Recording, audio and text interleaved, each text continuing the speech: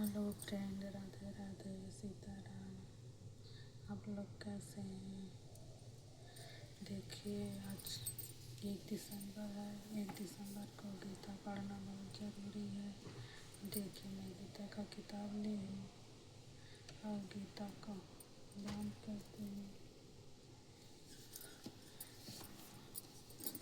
आज गीता पढ़ा जाता है। आज के दिन कृष्ण भगवान ने अर्जुन को गीता का उपदेश दिया था, ज्ञान प्राप्त दिया था उनको।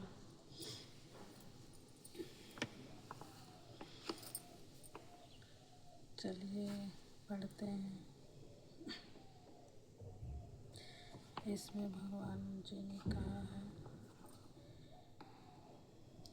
कि जो पुरुष आत्मरूप को यथार्थ जान लेता है, जिसमें इस तत्व का भली भांति अनुभव कर लेता है कि आत्मा अजात्मा, अविनाशी, अव्यय और नित्य है, वह कैसे किसको मारता है और कैसे किसको मरवाता है, अर्थात मन, बुद्धि और इंद्रियों के सहित स्थूल शरीर के या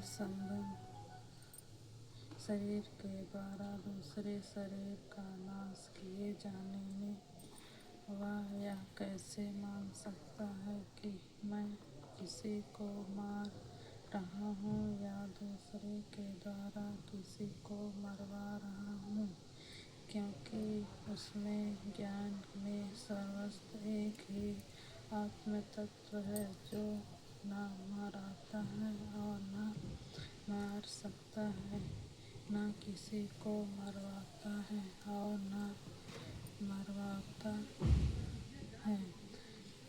अतएव यह मारना, मराना और मरवाना आदि सब कुछ अज्ञान से ही आत्मा में अध्यारोपीय है, वास्तव में नहीं है। अतः किसी के लिए भी किसी प्रकार शोक करना नहीं बनता। यह शंका होती है कि आत्मा नित्य और अविनाशी है, उनका भी नाश नहीं हो सकता, अतः उसके लिए शोक करना नहीं बन सकता। और शरीर नाशवान है, उनका नाश होना अस्वाभाविक है, अतः उसके लिए भी शोक करना नहीं बनता। यह सर्वथा ठीक है, किंतु आत्मा का जो एक शरीर से दूसरे शरीर से संबंध छूटकर दूसरे शरीर से संबंध होता है, उसमें उसे अत्यंत कष्ट होता है, अतः उसके लिए शोक करना किसी अनुचित है।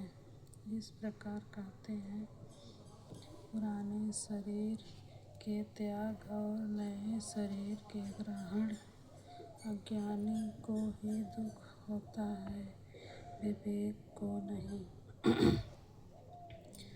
माता बालक के पुराने गंदे कपड़े उतारती है और नए पहनाते हैं, जो वह रोता है, परंतु माता उसके रोने की परवाह न करके उसके हित के लिए कपड़े बदल ही देती है।